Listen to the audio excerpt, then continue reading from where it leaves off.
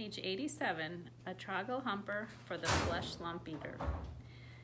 They is always having 50 winks before they go scumpering off to hunt human beings in the evening, the BFG said. He stopped for a few moments to let Sophie have a better look. Giants is only sleeping every then and now, he said. Not nearly as much as human beings. Human beings is crazy for sleeping. It is ever occurring to you that a human being who is 50 is spending about 20 years sleeping fast. I must admit that never occurred to me, Sophie said. You should allow it to occur to you, the BFG said. Imagine it, please. This human being who says he is 50 has been fast asleep for 20 years and is not even knowing where he is, not even doing anything, not even thinking. It's a funny thought, Sophie said. Exactly, the BFG said. So what I is trying to explain to you is that a human being who says he is 50 is not 50. He is only 30. What about me? Sophie said. I am 8. You are not 8 at all, the BFG said. Human being babies and little chidlers is spending half their time sleeping, so you is only 4. I'm 8, Sophie said. You may think you is 8, the BFG said, but you has only spent 4 years of your life with your little eyes open. You is only 4, and please stop higgling me. Titchy little snapper whippers like you should not be higgling around with an old sage and onions who is hundreds of years more than you. How much do giants sleep? Sophie asked. They is never wasting much time snoozling, the BFG said. 2 or 3 hours is enough. When do you sleep? Sophie asked. Even less, the BFG answered. I is sleeping only once in a blue baboon. Sophie, peeping out of her pocket, examined the 9 sleeping giants. They looked even more grotesque than when they were awake. Sprawled out across the yellow plain, they covered an area about the size of a football field. Most of them were lying on their backs with their enormous mouths wide open, and they were snoring like foghorns. The noise was awful. Suddenly, the BFG gave a jump in the air. By gum frog, he cried. I is just having the most wopsy-whiffling idea. What? Sophie said. Wait, he cried. Hold your horse feathers. Keep your skirt on. Just you wait to see what I is going to bring about. He galloped off fast to his cave, with Sophie hanging on tight to the rim of the pocket. He rolled back the stone. He entered the cave. He was very excited. He was moving quickly. You stay where you is in my pocket, Huggy Bee, he said. We is doing this lovely bit of buck-swashing both together. He laid aside the dream-catching net, but hung on to the suitcase. He ran across to the other side of the cave and grabbed the long trumpet thing, the one he had been carrying when Sophie had first seen him in the village. With the suitcase in one hand and the trumpet in the other, he dashed out of the cave. What is he up to now? Sophie wondered. Peep your head up good, the BFG said, then you will get a free winkle of what is going on. When the BFG came near to the sleeping giants, he slowed his pace. He began moving softly. He crept on his toes toward the ugly brutes. They were still snoring loudly. They looked repulsive, filthy, diabolical. The BFG tiptoed around them. He went past the gizzard gulper, the blood bottler, the meat dripper, and the child chewer. Then he stopped. He had reached the Fleshlumpeater. He pointed at him, then he looked down at Sophie and gave her a big wink. He knelt on the ground and very quietly he opened the suitcase.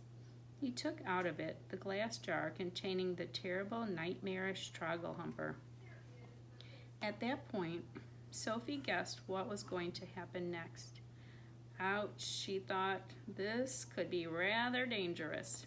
She crouched lower in the pocket so that only the top of her head and her eyes were showing. She wanted to be ready to duck out of sight very fast should anything go wrong. They were about 10 feet from the Fleshlumpeater's face. The snoring, snorting noise he was making was disgusting. Every now and again, a big bubble of spit formed between his two open lips, and then it would burst with a splash and cover his face with saliva.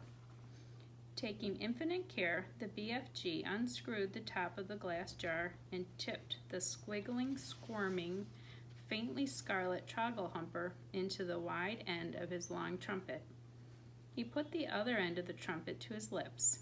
He aimed the instrument directly at the Fleshlumpeater's face.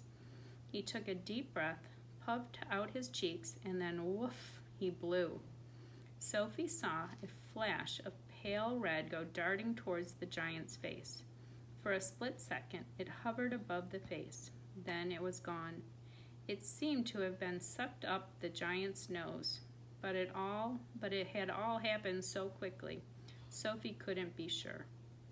"We had better be skiddling away quick to where it is safe," the BFG whispered. He trotted off for about 100 yards, then he stopped. He crouched low to the earth. "Now," he said, "we is waiting for the gun and flames to begin." They didn't have long to wait. The air was suddenly pierced by the most fearful roar Sophie had ever heard, and she saw the Fleshlumpeater's body, all 54 feet of it, rise up off the ground and fall back again with a thump. Then it began to wriggle and twist and bounce about in the most violent fashion. It was quite frightening to watch. "Ow!" roared the Fleshlumpeater. "Aye, ow!" "He's still asleep," the BFG whispered. "The terrible Troggle-humping nightmare is beginning to hit him." "Serves him right," Sophie said. She could feel no sympathy for this great brute who ate children as though they were sugar lumps. "Save us!" screamed the Fleshlumpeater, thrashing about madly. "He is after me! He is getting me!" The thrashing of limbs and the waving of arms became more violent by the second. It was an awesome thing to watch such a massive creature having such mighty convulsions. "It's Jack!" bellowed the Fleshlumpeater. "It's the grufful, gruntious Jack. Jack is after me. Jack is whack-crackling me. Jack is spike-sticking me. Jack is splash-plunking me. It is the terrible, fright-swiping Jack." The Fleshlumpeater was writhing about over the ground like some colossal, tortured snake. "Oh, spare me, Jack," he yelled. "Don't hurt me." "Who is this Jack he's on about?" Sophie whispered. "Jack is the only human being all giants is frightened of," the BFG told her. "They is all absolutely terrified of Jack. They is all hearing that Jack is a famous giant killer." "Save me," screamed the Fleshlumpeater. "Have mercy on this poor little giant. The beanstalk, he is coming at me with his terrible spike-sticking beanstalk. Take it away. I is begging you, Jack. I is praying you not to touch me with your terrible spike-sticking beanstalk." "Us giants," the BFG whispered, "is not knowing very much about this dreaded human being called Jack.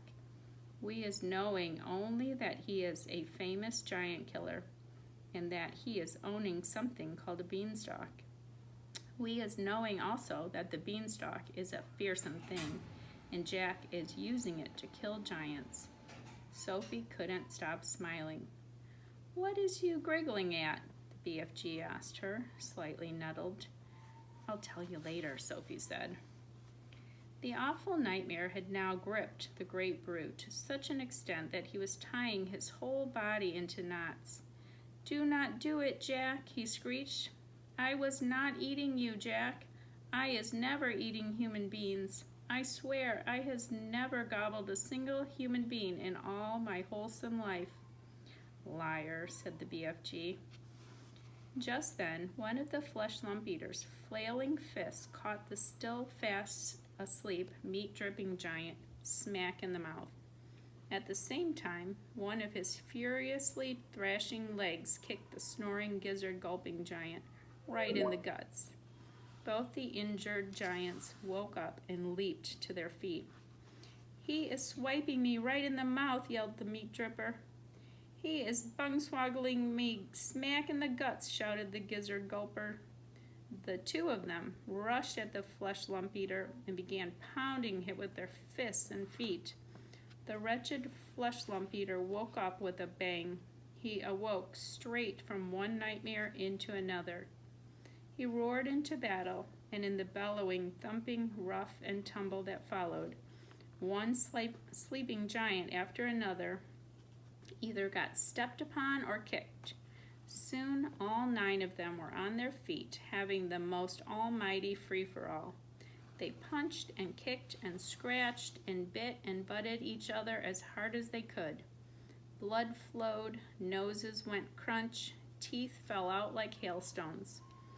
The giants roared and screamed and cursed, and for many minutes the noise of battle rolled across the yellow plain.